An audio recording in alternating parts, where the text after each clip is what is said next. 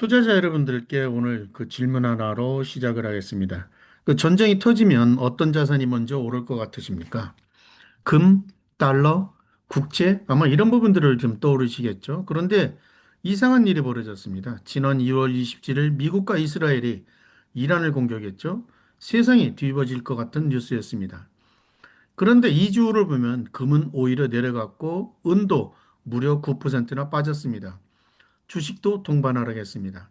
딱 하나만 올랐습니다. 비트코인이 무려 13%나 반등을 했습니다. 왜 이런 일이 벌어졌을까요? 그리고 비트코인의 반등은 계속될 수 있을까요? 오늘 영상에서 솔직하게 다 말씀드리겠습니다. 좋은 점만 말씀드리는 것이 아니라 왜 반등이 실패할 수 있는지도 같이 짚어드립니다. 오늘 주제는 그래서 비트코인 반등 지속 가능성 종합 분석입니다. 기준일은 오늘 2026년 3월 16일이고요. 지금 비트코인 가격은 약 72,000달러 수준입니다. 오늘 분석은 크게 세 파트로 나눠서 진행이 됩니다. 첫 번째, 전쟁 속에서 비트코인이 왜 올랐는지 이유를 먼저 살펴보고 반등이 지속될 수 있는지 살펴보고 마지막으로 반등이 실패할 가능성도 찾아보겠습니다. 이 세 가지 파트를 모두 보셔야 균형 잡힌 시각을 유지할 수 있습니다. 이것이 오늘 제가 말씀드릴 전체 분석의 지도입니다. 왼쪽 파란색 카드가 그 도입 파트입니다. 이란 전쟁 역사를 중심으로 왜 비트코인이 강세를 보이는지 알아봅니다. 가운데 초록색 카드가 지지 논거 파트입니다. 파워 로우 모델, 온체인 지표, 기관 자금 사이클 분석 등으로 반등 근거를 쌓아갑니다. 오른쪽 빨간색 카드가 제일 중요합니다. 반대 근거 파트인데요. 반등을 예쁘게 포장하는 영상은 많지만 오늘은 왜 실패할 수 있는지도 솔직하게 말씀드리려고 합니다. 그리고 모두 살펴본 다음 최종 판단을 말씀드리겠습니다.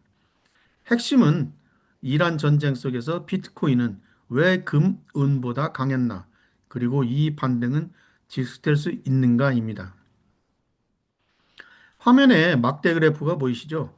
이게 그 이란 전쟁이 터진 2월 27일부터 3월 15일까지 약 2주 동안 각 자산이 얼마나 움직였는지를 보여준 겁니다. 노란색 막대 비트코인이죠. 플러스 13.4% 상승했습니다. 그리고 나머지 자산들은 하락을 했습니다. 그런데 여기서 중요한 것은 라이징 플로우 패턴이라는 겁니다. 이 라이징 플로우 패턴이라는 것은 바닥이 계속 올라간다는 뜻인데요. 비트코인이 전쟁 첫날에는 6만 3천 달러까지 떨어졌는데 그 다음 충격이 왔을 때 6만 6천 달러, 그 다음에 6만 8천 달러, 그리고 6만 9천으로 저점이 계속 높아졌습니다. 마치 계단처럼 바닥이 올라간 겁니다. 이게 단순히 운 좋게 올라간 것인지 아니면은 누군가 의도적으로 사고 있다는 신호로 이해도 되는 것인지 한번 살펴보겠습니다. 그렇다면 도대체 왜 이런 일이 벌어진 걸까요? 크게 다섯 가지로 나눠서 정리해 봅니다. 첫 번째 이유는 비트코인이 24시간 365일 거래된다는 겁니다. 이란 공격은 토요일 날 새벽에 벌어졌는데 이 시간에 주시장은 열려 있지 않았습니다. 그래서 비트코인만 열려 있었는데요. 이러다 보니 전 세계 투자자들이 공포가 즉시 그 비트코인 매도로 터졌습니다. 마이너스 8.5%나 빠졌죠. 그런데 이제 여기서 반전이 있습니다. 공포가 토요일, 일요일에 다 쏟아지고 나니까 월요일에 주식시장이 열릴 때 비트코인은 이미 바닥을 찍고 회복 중이었습니다. 먼저 하락한 자산이 가장 먼저 회복된 겁니다. 그 first in, first out이죠. 두 번째 이유가 중요합니다. 블랙락이라는 세계 최대 자산운용사 들어보셨죠? 이 회사가 운영하는 비트코인 ETF IBIT라는 게 있습니다. JP모건이 그 발표한 내용인데요. 전쟁이 터진 이후 금 ETF에서 돈이 빠져나가는 동안에 비트코인 ETF로는 돈이 들어왔다는 겁니다. 3거래일 만에 비트코인 ETF에 11억 달러, 우리 돈으로 약 1조 5천억 원이 들어왔습니다. 기관 투자가들이 금을 팔고 비트코인을 사는 역전 현상이 일어난 겁니다. 전쟁 직후엔 비트코인과 금의 상관계수가 마이너스 0.49였는데 전쟁이 터진 이후로는 반대로 움직였습니다. 플러스로 전환된 겁니다. 이것은 과거에 없었던 새로운 패턴입니다. 비트코인이 금과 함께 안전자산처럼 움직이기 시작했다는 신호입니다. 2월 초에 큰 사건이 있었습니다. 빌린 돈으로 비트코인에 투자한 사람들이 한꺼번에 강제로 청산되는 일이 벌어졌었는데요. 무려 금액이 2조 5천 달러 규모였습니다. 이게 처음에는 엄청난 충격이었지만 사실은 그 나쁜 투자 포지션들이 시장에서 정리된 겁니다. 청소가 끝난 방은 깨끗한 것이죠. 이런 이치와 마찬가지입니다. 약한 투자자들이 빠져나간 시장은 이후 충격에 더 잘 버티게 된 것입니다.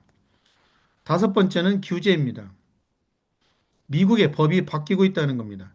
비트코인을 공식적인 합법 자산으로 인정하는 법안들이 통과되고 있습니다. 이게 왜 중요하냐면 법이 정비될수록 큰 기관들이 더 당당하게 비트코인에 투자할 수 있기 때문입니다. 이제 오른쪽을 보시겠습니다. 전통 안전자산들이 왜 이번에 약했는지를 정리해 본 겁니다. 금, 달러 강세가 지속되면서 가격이 하락했습니다. 물론 인플레이션 영향도 있습니다. 은, 무려 9% 빠졌습니다. 전쟁 이후에 경기 침체가 나타날 가능성 때문에 은에 대한 수요가 하락할 것이라는 그 우려감 때문에 그렇습니다. 스위스 프랑, 이건 좀 설명이 특별한데요. 스위스 프랑은 사실상 오르고 있었습니다. 안전자산이기 때문에 그렇습니다. 그런데 그 스위스 국립은행인 그 SNB가 너무 오르면 우리가 개입해서 막겠다고 선언해버린 것이죠. 그래서 중앙은행이 막아서는 안전자산의 역할은 할 수 없겠죠. 그래서 중립적인 모습을 보였습니다. 엔화 달러도 비슷한 이유로 흔들렸습니다. 독일 국채도 이번에는 안전자산 역할을 하지 못했습니다. 결론적으로 전통 안전자산이 모두 약화되는 상황에서 비트코인이 반사 이익을 얻었습니다. 안전자산의 부재가 비트코인을 밀어올린 역설이 된 셈입니다. 이제 왜 지금 비트코인이 저평가 상태인지에 대해서 말씀드리겠습니다. 화면은 피델리티가 만든 차트 있는데요. 이게 바로 파워로 모델입니다. 파워로 모델은 비트코인 가격이 시간이 지날수록 수학적으로 정해진 곡선을 따라서 성장한다는 이론입니다. 최근 그 로그 스케일을 보면 이 곡선이 거의 그 직선에 가깝게 움직이고 있습니다. 이 직선보다 가격이 위에 있으면 비트코인이 비싸고 아래에 있으면 싸다라는 그런 뜻입니다. 오른쪽 박스를 보시면은요. 첫 번째 박스 6만 5천 달러로 되어 있는데 이것이 그 선을 넘으면 안 되는 마지노선입니다. 피델리티는 이것을 그 do or die라고 표현을 했습니다. 현재 가격은 7만 2천 달러이기 때문에 이 선 위에 있죠. 아직 위험구역으로 내려오지는 않았습니다. 두 번째 4만 5천 달러. 이것이 그 파워로 하단 지지선입니다. 지금 그 가격보다 61%나 아래에 있습니다. 세 번째, 현재가 7만 2천 달러는 피델리티가 계산한 공정가치 8만 8천 달러보다 18%나 저평가되어 있다는 것입니다. 그래서 지금 비트코인은 파워로 기준으로 보면 저평가 구간에 있습니다.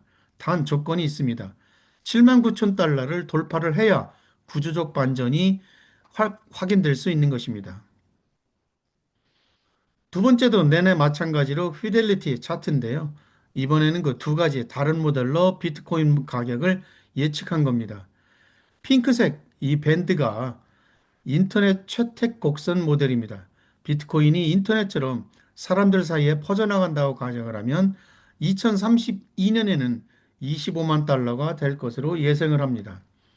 하늘색 밴드는 지갑 수 기반 모델입니다. 비트코인을 쓰는 지갑 숫자가 늘어날수록 가치가 올라간다는 모델입니다. 여기서 지갑은 월렛인데 비트코인을 보관하는 가상의 저장소입니다. 은행 계좌처럼 생각을 하면 됩니다. 그래서 지갑 수가 많아질수록 비트코인을 사용하는 수가 많기 때문에 가격이 올라간다는 논거입니다. 여기서 중요한 거는 주리엔 티머라는 그 피델리티 그 이사가 6만 5천 달러를 유지하면 중기 반등이 가능하다. 이탈하면 4만 5천 달러를 테스트할 것이다. 아까 말씀드린 do or die 선이라고 말씀드린 겁니다. 이 지지선을 꼭 상기하시기 바랍니다. 자, 이제 온체인 데이터를 보겠습니다. 이게 좀 어려울 수 있는데요. 쉽게 말씀드리겠습니다. 여기서 온체인 데이터라는 것은 블록체인은 모든 거래 기록이 공개되어 있습니다. 그래서 이 기록을 분석을 해서 지금 사람들이 어떻게 행동하는지 파악하는 게 온체인 분석입니다. 조작이 불가능하기 때문에 주가 차트보다 더 신뢰도가 높다고 합니다. 오늘 볼 온체인 지표는 세 가지인데요. NUPL, MVRV, 그리고 PUL 멀티플입니다. NUPL은 Net Unrealized Profit Loss입니다. 그래서 미실현 손익 비율이라고 하는 건데요. 비트코인을 가진 사람들 전체가 수익 상태가 현재 손실 상태인지를 본 겁니다. 공포 구간이면 대부분 손실 상태, 탐욕 구간이면 대부분 수익 상태라고 알 수 있겠죠. 그런데 지금 현재 NUPL은 공포 구간에 있습니다. 많은 사람들이 손실을 보고 있다는 뜻이죠.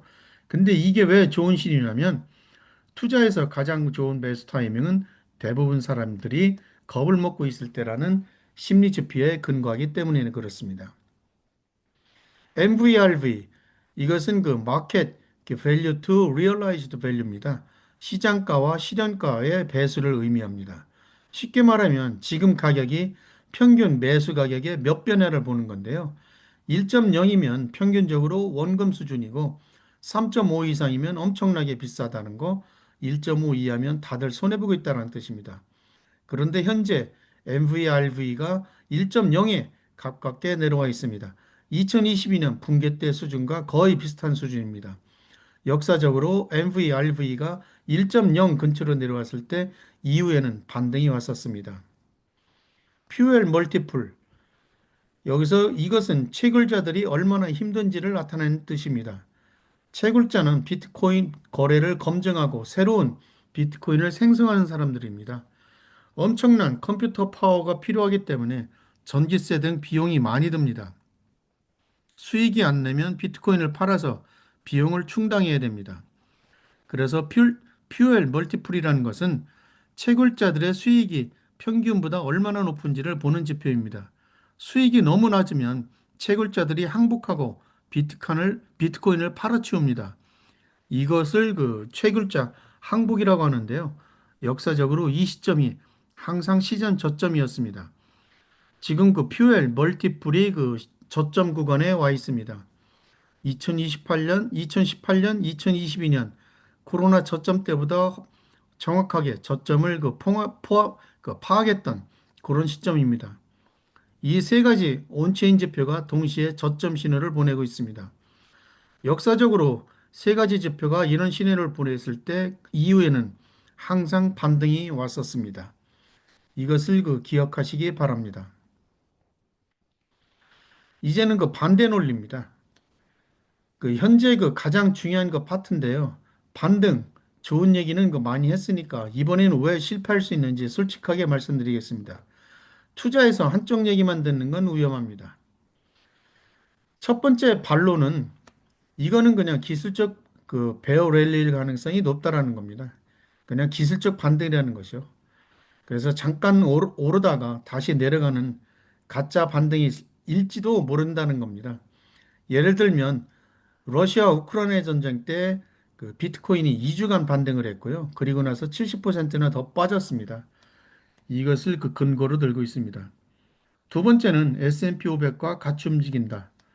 상관계수가 0.55라는 뜻입니다.